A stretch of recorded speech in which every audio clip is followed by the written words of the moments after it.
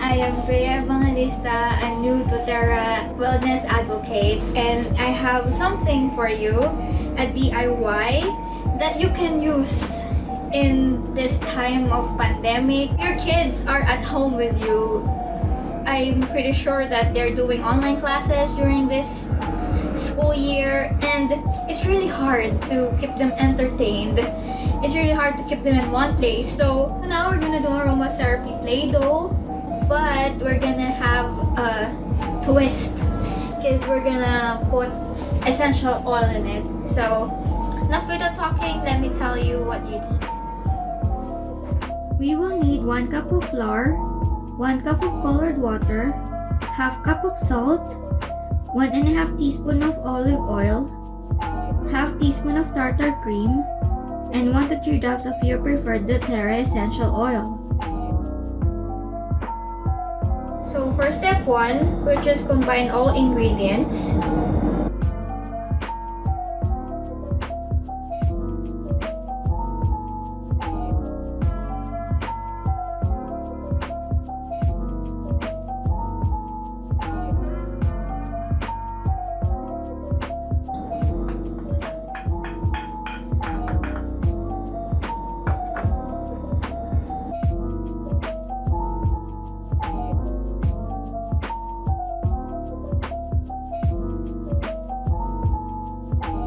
And then stir.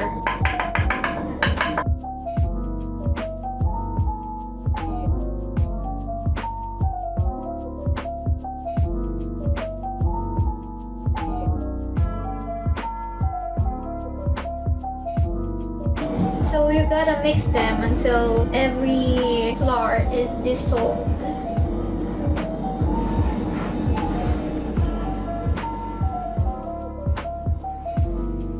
So once all the ingredients are mixed, we're gonna put it over medium heat. Then place it in medium heat and then stir it. But first, of course, you have to turn on the stove. My God!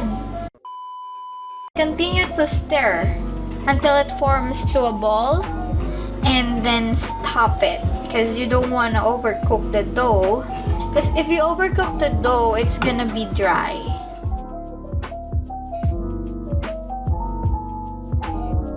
So after you cook it and it's already formed, you have to put it on a cookie sheet, then let it cool for a few minutes.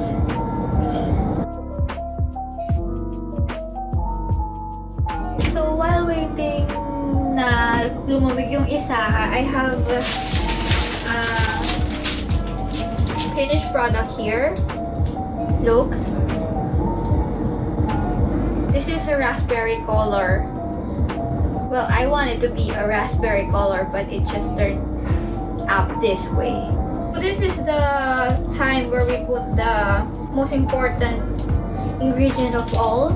Of course, the doTERRA essential oil. So maglalagay lang tayo ng mga 2 to 3 drops ng essential oil dito sa dough natin. Okay. And then we just knead.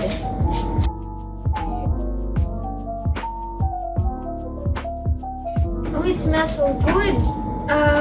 Amoy na amoy yung lavender. You know, lavender is good kasi nakaka-promote siya ng relaxation. While your kid is playing with this dough, marelax siya. And of course, bawas ang kakulitan pagka relaxed ang baby.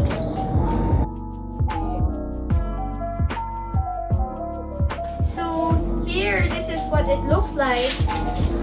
So ito, pwede nyo siyang gawin kahit ano with your kids. Make letters out of it, animals if you're that artistic.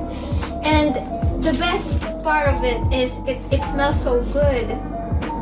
Amoy na amoy yung lavender. So for for storage, you can store this in an airtight container and put it in the fridge, and then you can have months of fun. I don't think I'm gonna give this to a kid. I'm gonna use this for myself because it's really relaxing. Oh my god. And one more thing, kapag nilalaro to ng kids nyo, you know, kids are so playful, and what if they try to taste this? You don't have to worry because everything that we use are just from the kitchen and it's not toxic. I know we don't encourage them to eat this because based on the amount of salt that we use, it's really salty, I guess. But if they do, you won't be that much of worried because it won't harm them at all.